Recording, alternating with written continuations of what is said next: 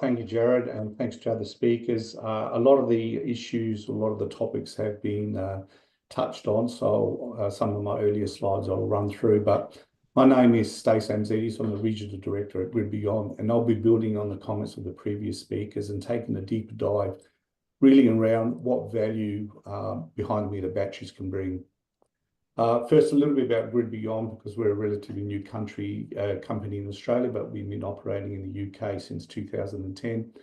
We operate in Ireland, UK, Australia, Japan, and the United States. We just closed off our first 200 megawatt project where we're providing optimization services in the Texas market. But we're essentially a software company. We're AI-driven software for demand response, behind the meter and front of meter battery energy storage. We operate industrial loads, EV chargers, etc.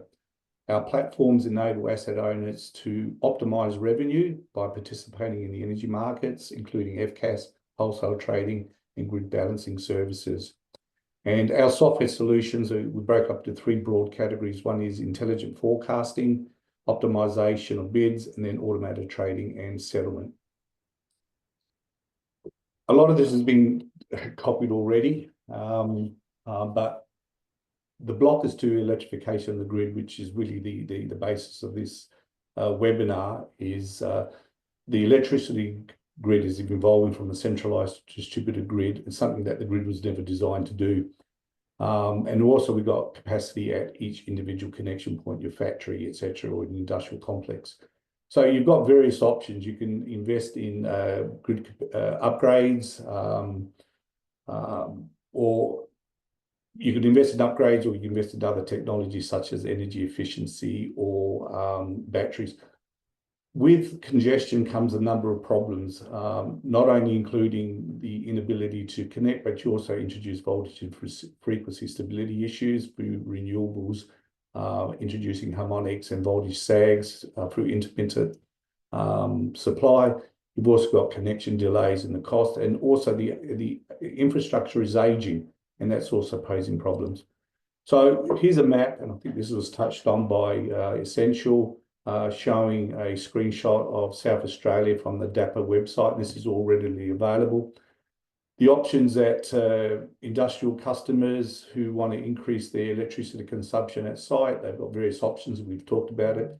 You can do an upgrade to transformer, substation, or transmission line. It will take some time. You can do load management, demand response. That gets you part of the way there, and that's probably a good starting point.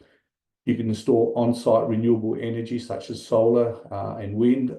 That will reduce your energy costs, but the intermittent nature and insufficient capacity may not coincide during peak periods. On-site battery storage is the area that I'll be sort of honing in on. Install a battery to in lieu of a transformer or upgrades to the switchboards or the lines. So let's look at online battery storage. You've made the decision to install a battery after you've done the PQ measurements, you've done your energy efficiency, you've fixed up all your air, etc., etc. So how big is the battery? What sort of battery do you need? And I think James touched on it with his Lamborghini Camry analogy. There's two parameters you look at, is the megawatts or kilowatts, or the megawatt hours or the kilowatt hours. So in this example, we've got an industrial customer with a 2 meg connection. His peak is 1.5, so everything's operating. There's no need to install a battery or do a network upgrade, but he puts in a new production line, and his average load increases to 1.3, which isn't the problem, but his peak load is the problem, increasing at 2.5. So one option is to introduce a new transformer. That may or may not be possible depending on where on the grid he's connected. He may not even get a connection approval to go to 3 meg or 4 meg. So if we had a peak of 2.5, the battery will be determined by how long do you need that, how long does the battery need to operate? In the example that James offered, he had a small spike, which meant not much energy, which meant not many megawatt hours. But if you've got a 1 hour duration spike, you'll need to match it, which is a 500 kilowatt in this instance, 2 hours. So it's proportional to how long that spike is there. The 500 kilowatts is the amount of energy or power above the connection limit. In this case, it's 500 kilowatts.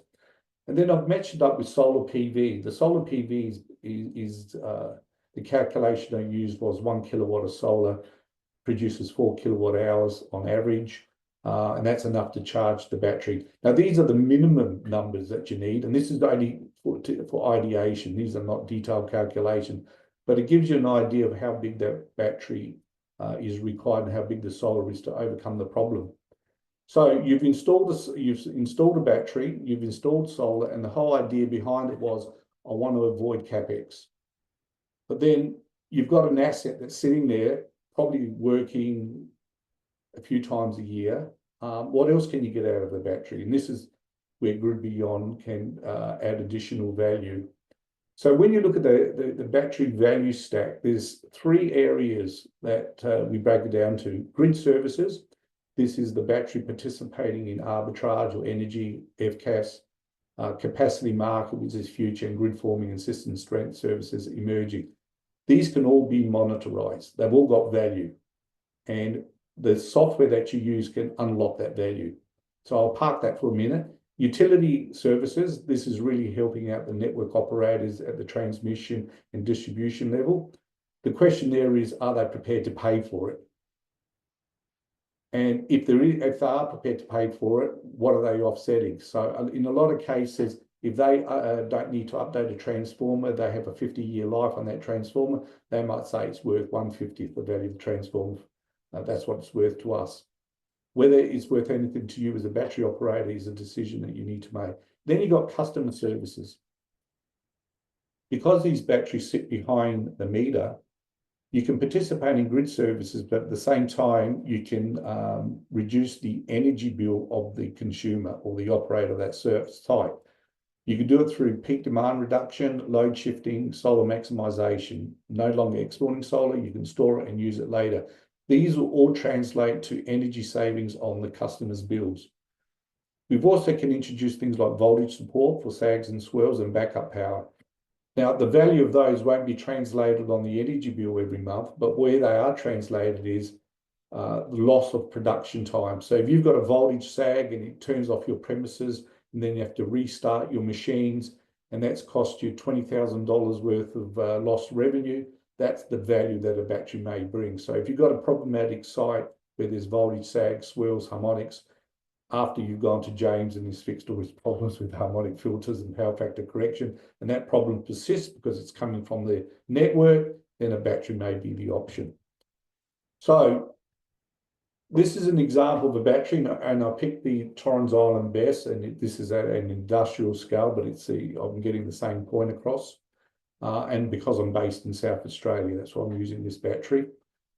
You see there's 3 major revenue streams that are reported. There is additional retail hedging that the battery operator does where we don't see, but we know it's all the capacity market, which we don't see.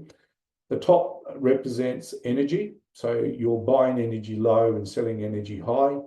The second one represents regulation, FCAS, and the third one represents regulation. The second one is contingency and then regulation. Pay particular attention to the scale on the left-hand side, which is the dollars. So you see the energy, the slide is up to 3 million.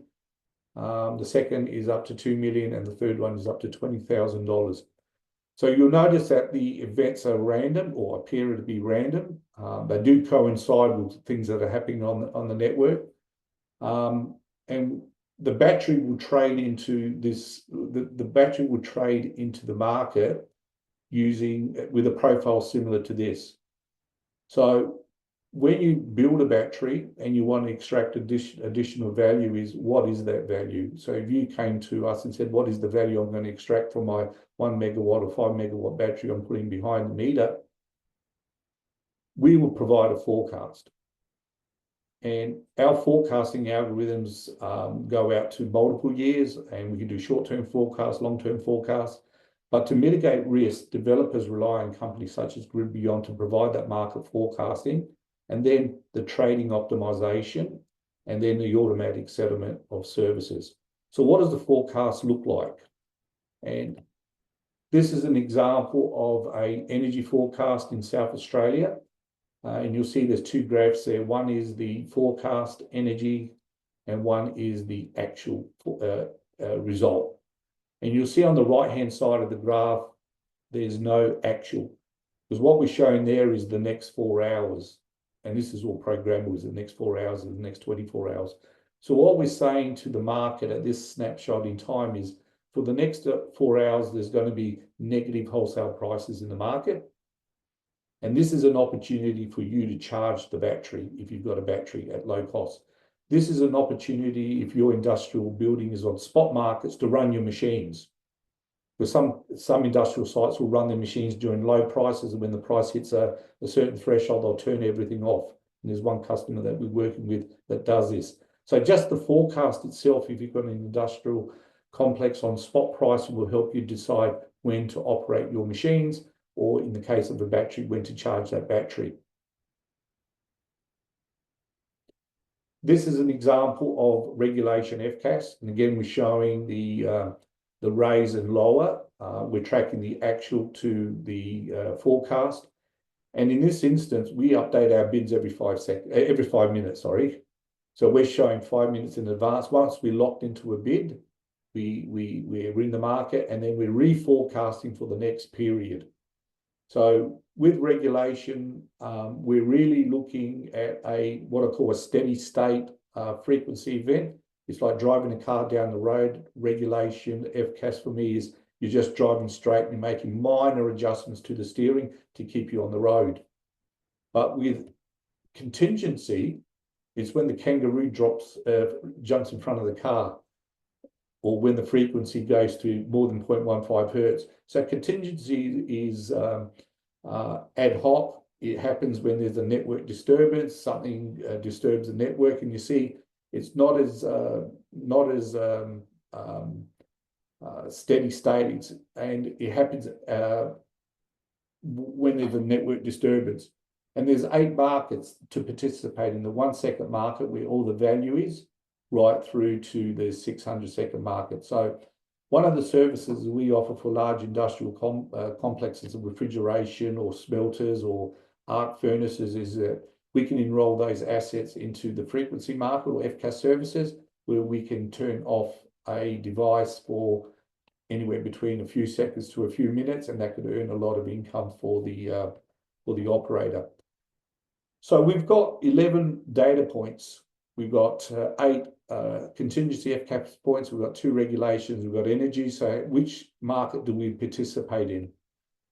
So what happens is we generate a forecaster. This is a heat map showing the probabilistic outcome versus price. The red represents high probability events, high value but less frequent. And the blue represents more frequent events, lower probability, but lower value. So the question is, where do you participate? And this is a 5-day cycle. So the sun comes up every day. So we see some sort of repeatability. Well, the answer is, it's like playing snooker. And I'll use this analogy. You're not playing for this shot. You're playing for the next shot. So if you discharge your battery now at $40, there might be an event in a half hour's time that's worth $160, which our forecaster will identify. So you make a decision, or our optimizer makes a decision, don't discharge now, wait, and in 1 hour's time, there's more revenue to be made. Or when the prices are low, charge your battery. So how does that look like? It looks like this. The top represents the value stack of the services that happen in real time, or potential trading. So it might be a mix of energy and FCAS. The bottom represents when we're charging and discharging the battery. So during period, the red on the bottom represents energy prices are low, so I'm charging my battery. The blue represents energy prices are high, so I'm discharging the battery. And the purple in the background represents the battery state of charge. I operate the battery inside the manufacturer's limitations, say between 3 and 95%, and I maintain it to 1 cycle a day. So I operate the battery based on what the batteries allows me to do to maximize the revenue. The bottom line is it's a total solution. It's through measurement with ASO, it's optimization of services, fixing the low-hanging fruit. And then if you do decide to put a battery in there, what additional value can you extract from the battery? A total solution provider should be able to give you a revenue forecast of what the battery should produce, what the cost savings will be to the retailer, and those two numbers, and plus the offset in capital from the transformer, and that's how you make a business decision. So thank you.